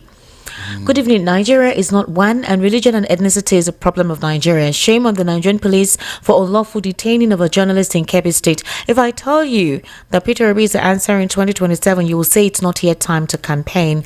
What's your name? You didn't write your name. Okay, this Darlington is confusing himself, saying that Tinubu is a de facto governor in Lagos State, saying that Fashola and Ambode didn't do what Sambulu is doing today. My question for Darlington was Tinubu not a de facto governor during the Fashola and Ambode administration respectively? Darlington, you need to go to school analysis to get acquainted on how to analyze a national radio. It wasn't. You analyze with hate and anger in your veins from Inchem. Please. You see, Esther, you know, most I don't like to join with all these petty arguments. Seriously. Right. Was it like this under those two governors? Was it like this? Tell me. Fashola never used the wisdom to tackle Tinubu in Lagos. Everybody's aware. Fashola used wisdom. At least under him, we saw some development. He wasn't this overbearing. He wasn't. He started under maybe later second tenure of Ambode, where Tinubu did not allow him to rule. In the first place, second tenure, Ambode did not do second tenure. No, I said it started. It started when he don't allow him. Now, if you are a responsible citizen who want something good, will you be using such comparison for God's sake? Esther, look at a human being. Good evening. Can you be using such comparison? Good evening, BOP. Our yearnings as a people will continue to be a mirage. We are seeking solutions from a system that is not meant to work. Let's go back to regional government. Preston from Lagos. Good evening, Esther. Please listen to Tinubu's speech. He believes in hard work, hard thinking at his age, when other countries make use of artificial intelligence and human intelligence and capacity. For now, all those things he boasts of, can we see anything for now? Ade from Lagos. Good evening, Adeyemi from Banana Island, Lagos. This led to a culture of individualism that could be injurious to a group. That is why someone who calls himself an Igbo king does not understand the lack of etiquette in forming a kingdom under another kingdom. In the past, that is considered an act of war because you have to conquer the kingdom before you can set up your kingdom. All right, what is your name, please? Esther, when PDP were building corruption in Nigeria, running secret governments, squander the nation's resources without any one of the citizens benefiting from the resources of the country, they never saw corruption to be this sophisticated as it is under APC's government, where the citizens are not benefiting anything from all the resources that the government of APC is making in the country. The worst is that the country is suffering under insecurity, poverty, political thuggery, and intimidation. What a disappointment from our political elites in Nigeria. Please, APC, save Nigeria from collapsing. Chairman from Agbara. Okay. Good evening, Esther and Barrister Darlington in the studio. Esther, can you hear the president deceiving himself, not people like me? Esther, with all due respect, are you sure that Tinubu knows what he's saying about the economy that is dead and buried under him, and people like him are busy clapping for their woeful failures? It's quite unfortunate. Esther, the only hope Tinubu and his followers have now is the use of the Agbaris known as thugs. The Canadian court said it openly that APC and PDP are terrorist organizations, so expect more attacks because that is the only option left for them. The court, the police, the military, the National Assembly cannot save Tinubu come 2027. All the lies, propaganda and deceit have expired. Esther, do you know that Agbaris are stronger than the police in Lagos? Mayor from Ikoto Igbe. All right. Good evening, Sister Esther and Barrister Darlington. I like your analytical presentations. Please keep it up. Your guest analysts are doing wonderfully well, but they goof sometimes. Barrister Darlington comes up with empirical facts, but he should not be too opinionated on a global network. Mr. Mbata comes out with historical facts, but he's too logical, while Mr. Akunda comes out with ethical facts, but he's not too professional. Let them come up with logical and practical advisory solutions more than evidential arguments. Above all, let them call their host, Esther Wachiko, a professional respect and stop talking her down. That alone pisses me off most times. I love you all. Femi from Ado. Femi, since you know better, you can do more. Why haven't you come here? Is that what you're addressing? I'm looking for you. Come and do it better, please. We have been expecting you people. Good evening, Esther, Barrister Darlington. Please, I know this is not the topic, but it's part of it. Please, I want to ask Barrister that is it legal for Ikeja Electric to disconnect someone and ask them to go get a prepaid meter? Mr. Chase from Ushudi. No. They disconnected you and ask you to go and get prepaid meter. No, they can't do that. They're supposed to provide a prepaid meter before now. Yes, they can't. It's not that you don't know your right. They do this into people who don't know their right. That's just the simple So truth. if your prepaid meter initially had issues and you need to get a new one and they're not ready with a new one, does it mean you will not have electricity until... Is that what it means? They won't provide an alternative power supply you remain in darkness until they... Whose responsibility is it to get a... Wow. Esther, Good evening, Barrister Darlington and Esther. terrible. The barrister, are you the father of Ikame Jude? I always enjoy the way you call his name. Tinubu is only lucky that Nigeria is a divided country. If not, Nigeria would have become another Nepal on the day he removed fuel subsidy without no clear vision. Barrister Darlington, point of correction. Don't call Esther your dear. She's my own dear. Esther, don't make the barrister a polygamist though. John Mark innocent. Who told you? Who told John you? Mark, hello. John Mark. Good evening, You don't Esther read Barrister like that. Darlington. My name is Emmanuel Hope Discovery. It saddens my heart each time I hear or see what the Lagos State has turned to. This is how Northerners were using a group which later turned to Boko Haram Yeah, today. exactly. I pity my Yoruba brethren for allowing this Agbaru stuff to have the spy in a region that is supposed to be a place of excellence based on their educational background. If nothing is done about this Agbaruism in Lagos and some part of the state in the southwest, another terror group is going to emerge. Any day another government decides to dislodge them. Esther, do you know my fear? Each time I mention this thing, some people will be saying tribalism. Somebody, I don't know why. Chinedu says, mark my words, the activities of these notorious Agbaris will cause Lagos issues one day. I am telling you. They recruited hooligans that will make Lagos a jungle state of Nigeria. But one thing is very certain, they will run when others cohabitating in the state will give them what they are looking for. Other tribes are peaceful, does not mean that they are cowards. One day. All right, this is from Barrister Adeko Oluwaseun Solomon. Good evening, Queen Esther and the guests in the studio. Queen Esther, why did you use whip to chase away your guests from the studio yesterday? Queen Esther, is it a cause that we Nigerians, there is nothing we enjoy from our government, particularly the federal government? Please, Esther, what crime did a journalist commit for going to jail? Esther, do you know so many hospitals don't have generator to power their hospitals? Some have, but no money to buy fuel for the generator. I experienced one in Ogun State where accident victims were told to contribute money to buy fuel for generator. Esther, for the last time, don't ever play Tinubu's statement on your show anymore. I don't see any substance in his speech. Meaningless and British. Our hospitals are so bad to the level where common man does not trust the health system. Esther, I was a counsel who told you on the show that there is no lout on the road in Enugu. While at the NBA conference, I took my time to observe and I could not see in Enugu. I intentionally traveled by bus to NBA conference from interchange to almost sure is bad road, but bypassing Edo to almost Asaba is bad road. The roads are now abandoned and one way is used for going and coming. I rest my case. Thank you, my brother. Thank you. I remember I made reference to it when he said it. Yes. Yes, I made reference to it. Your guest is actually doing great analysis. The truth is that evil does not last long. Bad governance will end very soon. Human beings have common chemistry. Nepal's approach may not be far from Nigeria. May God bless Nigeria. Online chief from Ayobo. Okay. Mr. Darlington, good evening to you, Esther. How are you doing and how has your day been? Mr. Darlington is sounding like a confused human being. He is derailing from the question you're asking him. You're asking him of a federal issue, he's restricting it to just Lagos. This man does not deserve federal issue, he is restricting it to Lagos. If his wife asks him for food money, he will call Tinubu. Everything is Tinubu. This is Solomon.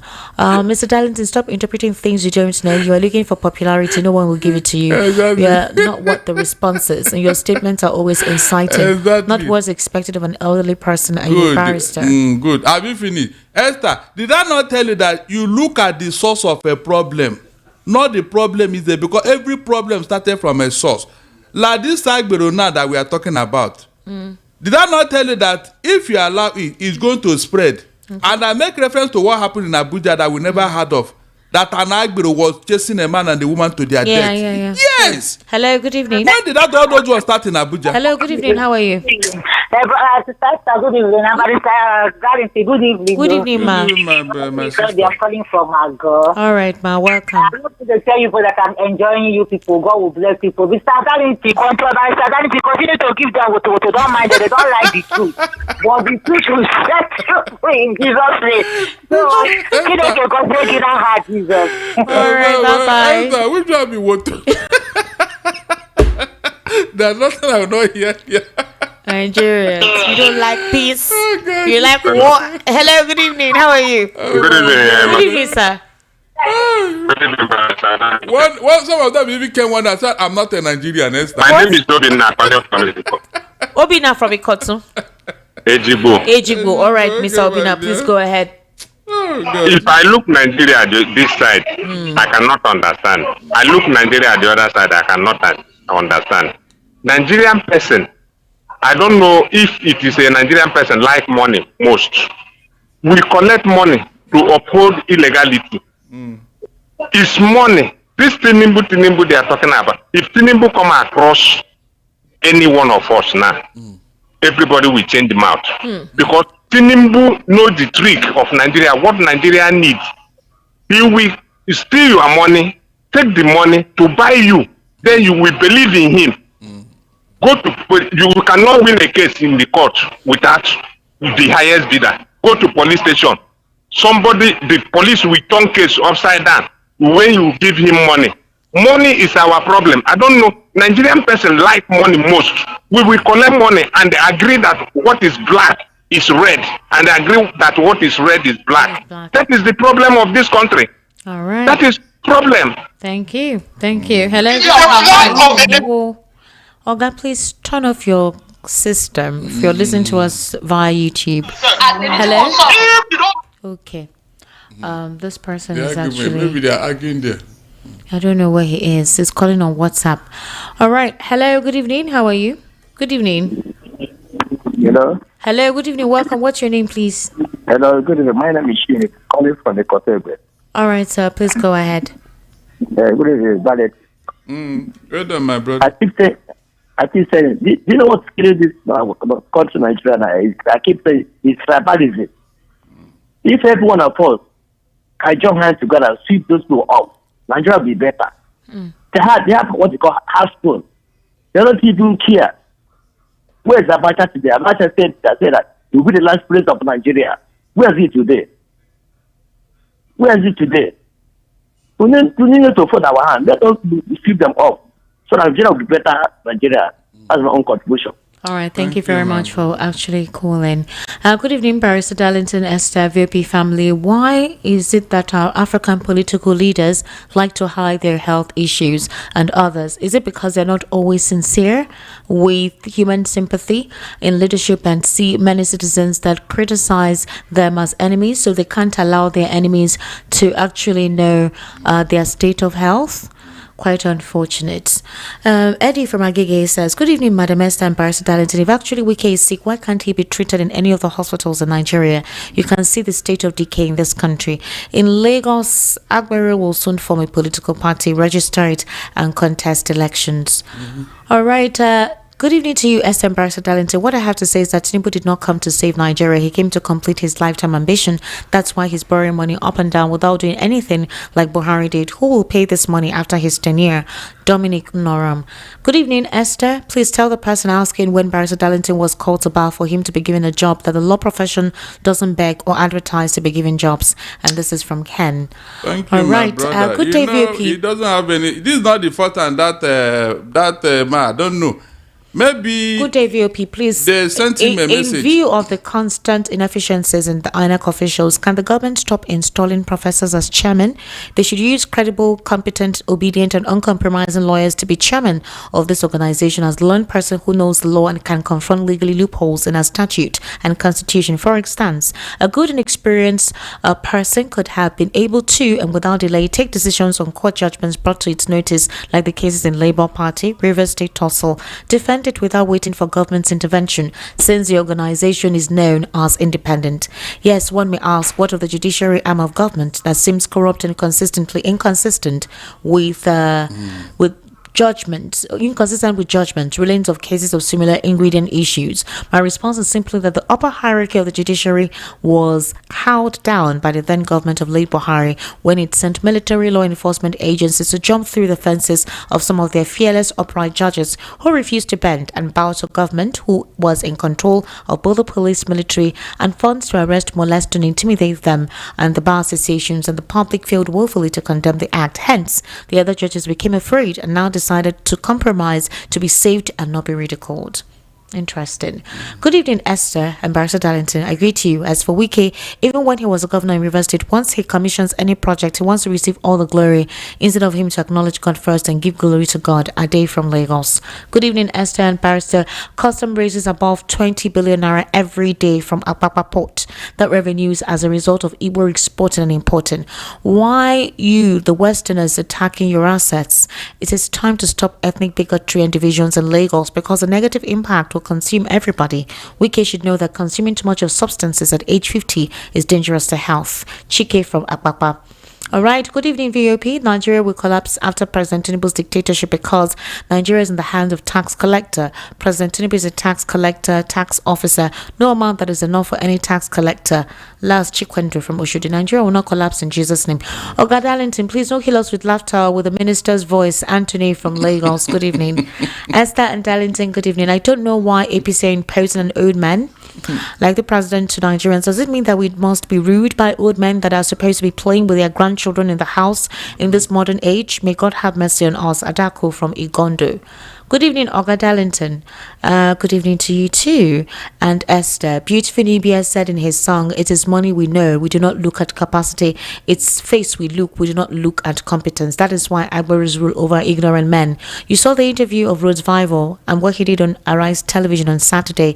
Police shepherded the Agbaris to the venue and they watched the Agbaris scatter the tent, stole sound systems, break glasses of the buses that the ADC people brought to the venue. So you can see that police is in bed with APC government. This is what transpired in NSAL's protest. When police didn't work, they sent Agbaris. When they didn't work, armies were sent to massacre innocent protesters. The same intimidation happened in 2023 elections and NBAD governance protest. So you can see that this government is complicit and has turned opposition parties. That's why we are in this nightmare.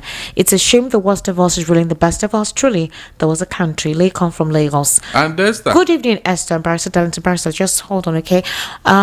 Barrister, you killed me with laughter this evening. Oh my God. Mary from Ishari Oshun. Agorism started in Abuja since Tinubu because the president of this country, Mary from Ishari. Okay. Good evening, Esther and Barrister Darlington. Mark my word, Nigeria will soon become a one-party and one-religion state. At this point, the development we're all looking for will start manifesting naturally, being one religious state. The secret behind APC's government, Barrister Darlington, you always speak my mind over Nigeria's government. God Almighty will keep you strong for this. Uncle D from Ikorodu. All right. Esther, please tell that your caller that it is not Tinimbu, it is Tunubu. Stanley from Okota. Whichever way. Okay. Yeah, pass a message. Good evening. Esther, congratulations. Your president has been on an enjoyment cruise tour from Japan to Brazil, now to France, a medical tour, while Bayo Nanuga will sell lies to you journalists as state visit. Guinness Book of Records should have given him the most traveled president in the world. With the wasteful, unnecessary and unfruitful trip of the president, how many investors came to invest? Don't they have ambassadors? Don't they watch news? When the purpose of a thing is not known, abuse and misuse is inevitable. What do you expect when he said he used his money to enter power? How will he be accountable to you but to tax the daylight and borrow to loot, turning the people to beggar and amalgam in the midst of plenty? All sectors are compromised because of 2027 elections.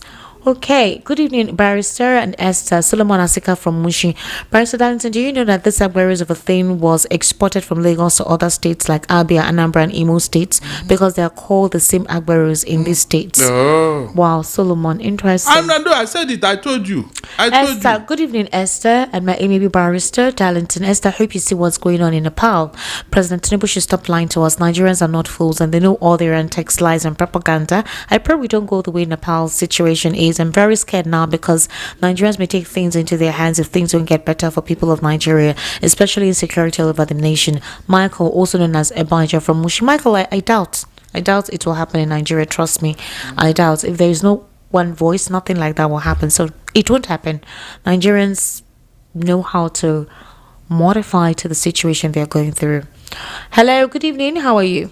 Hello. Hello, madam. Good evening. Good evening, sir. Welcome. Welcome, sir. My name is Nonso. I'm calling from Ajekule. All right, Mr. Nonso, please go ahead. There is one information I want to pass on to Barrister concerning the police, tactical police at Second Rainbow. They're really intimidating people, extorting money from the poor youth. I don't know. And the bill is from 200,000 naira and above.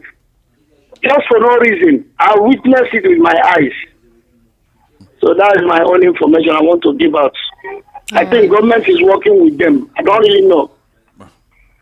But Lagos is gone. If they won't agree with you, Lagos is not gone. Lagos is very good. Good evening to you all. Please, it's high time we, the good people of this country, should stop advising the leaders on what to do and what not to do, because they don't eat with their noses. But what they should know is that what happened in Nepal may actually happen, except they change and start doing the right thing. Thanks, Godson from Surulere. Okay. It's ironical that a country that's looking for investors is frustrating the small businesses. You talk unity, yet your nationals are being discriminated against in their country. The same individuals go to other countries, buy or build and settle without molestation. A country immersed in lies and deceit can't make progress.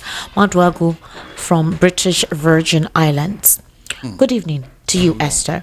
President Tinubu did not thoroughly consult state governors before taking that local government autonomy to court. We can recall, after court ruling on local government autonomy, majority of state governors, both the members of the ruling party and opposition, were fully against such ruling. If presidency enforced such ruling, there will be nothing like state governors endorsing President Tinubu for second tenure. President Tinubu's second tenure campaign commenced on the 29th of May 2023. I rest my case. God bless you, my legal luminary, Barrister Darlington. Evening, Esther. Please tell Barrister Darlington to permit me to have a picture with him.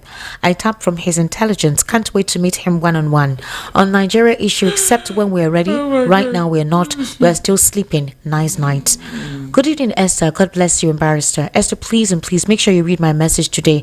Thank you. God bless you. We're in the wicked world, Esther. What's your message? That's the message. That's the message. Okay. Chidi from Oshodi. Wike was boasting against whiskey. Now whiskey is boasting against Wike. Tomorrow is a mystery. And I think he's having a laugh. Okay. Good evening, Madam Esther Machwan, Barrister Darlington Agumwa. The president is not telling himself the truth. He claimed that the economy and health sector are doing well, and I ask, why did he usually go on medical trip abroad? Now Wike is on medical trip. Where is the medical facility Tinubu is talking about? Propaganda everywhere. Prince Samuel Ofobisi Oji from Ajegunle Apapa, Lagos. Esther, good evening to you and Barrister. Until the youth come together to reason with one mind and one voice, this nation will continue to be a burial ground. Emeka. Good evening, Esther and Barrister Darlington. My name is Ejaife from Ikorodu. I'm tired of this country called Nigeria. That's what I want to say. God bless you both. Please don't be tired. Please continue to stay strong. When shall Nigerians wake up one morning with blooming faces? When are we going to get over those brouhaha here and there? Since I was a little child, we've been hearing things will be well. Where are we now? If towns and cities are going through this, wondering how those in the villages will be feeling right now. Good governance isn't too much to ask. Well, we're watching as the planet is listening. Comrade Abraham. I don't know if it's in my place to share this. I don't know if it is too private, but I beg all of you, I don't want you to consider suicide as an option. Please. If you're a spiritual person or whatever religion you practice, the life is not yours for you to take. I know that things are bad, but I would implore you to please. It's better you speak out. It's better you ask for help. It's better you beg, but please don't take your life. Whatever the condition is, as long as your hands are clean, you didn't hurt anybody, you didn't dupe anyone, you didn't fraud anybody, please, I beg you, don't do it. So today, my colleague called me and told me that her landlord's son committed suicide yesterday in the house. A young man is the man's first son. The man is a pastor.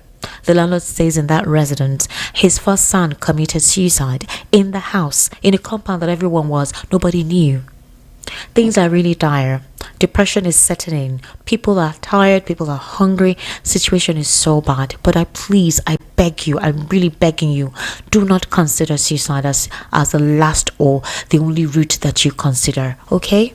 Don't worry. God is with us and God will help us. All right. Good evening, Esther. I greet your guest, Mr. Darlington. Now, Mr. Darlington gave one analysis which I don't like this morning with the Kamijude. Let me tell you something. I'm not supporting trivializing, but we need to tell ourselves the truth at this junction. It's not good for, I'm not supporting tribalism, but let's tell ourselves the truth. It's not good for Igbo to come and give self-title here. It's not good enough. Mama Ayodele. Okay, Mama Ayodele is not Igbo. It's a condescending way of typing it. It's IGBO. Igbo. Igbo, please, okay? Thank you very much, and God bless you for learning. We're learning together. It's just like how you guys had issues with Owambe. You said it's not Owambe. We've always known it to be Owambe, Owambe, but they said it's not Owambe, that is Owambe. So we're correcting ourselves every day. When now that that we're getting culturally when conscious. that musician was singing in the 50s or so, that I remember the name of that. Good evening, Esther. Someone said the meaning of Naira is never for an Igbo man to rule again. During 2015 election, PDP won the election. It was hijacked. Same thing with 2018 and 2023. What do you think will happen in 2027 when it's the same INEC people and politics involved? Lastly, let's all check this guy on social media. Okay, I don't know. I'm not going to call that out. You're advertising for somebody here. If you want to advertise, you pay. Is this one asking for electoral reforms? Good morning, my humble speaker. I'm Sunday writing from Surulere. Since APC government have come out to say that Peter Obi won, maybe his own place is still morning. It says Surulere. It's still morning there for some people now. Esther, you have started. No, sure. Surulere is morning, but he said good morning. Maybe it's morning for him. You don't understand. Peter Obi won that 2023 presidential election. Why not reverse it and give it to him and arrest the person that stole the mandate of Peter? Sure. Are you serious? Good evening, Esther. I just want to say I really enjoyed yesterday's program. Look forward to having more of such analysts. Thank you. Esosa from Ikotu. Esosa. Oh, that shouting bout. You liked it? Okay, we may have something like that tomorrow. Good evening, Esther and Barrister Talented. The truth is our media cannot report the truth about this government for the fear of not being gagged. In Nigeria, the media cannot be labelled as a fourth estate of the realm because they are not what to be labelled as such. Our media are too scared to stand up to this government. My name is Ikenna. Ikenna, we're trying, Bikono. We don't have life vest.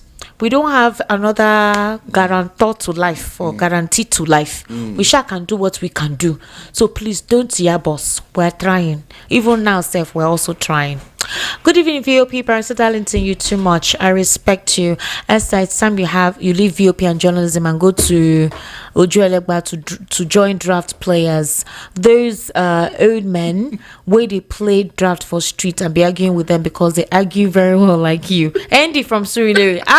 Andy. Wahala. Barrister Darlington, please, what's your final take? Oh my God. Esther. Sir? More people don't even appreciate the sacrifice we make coming here every evening. And they don't know, serious. They don't know. It just is that, they say any man who can say all he has seen in life, that man did not see anything. Because you can never say everything you have seen. It's not possible. True. Most time when we are discussing serious issues here, some people will enter into very mundane, irrelevant issues. One person will come out and say, this man is not a Nigerian. Are you sure you went to Unilag? All those things. And most time, I have brought my professor here several times. I have described where I came from the beginning to the end.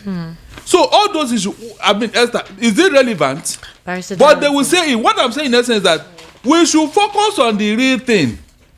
Leave all this thing that they are using to divert your attention. The Igbo is your problem. This other person is your problem.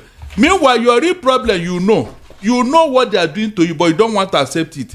So when we come here, please leave me alone. At least listen to the message. All right. I didn't come here to do advert. I told you. All right, listen to the message. We'll come to a round off on the show this evening. Thank you so much for being with us. We'll join you tomorrow.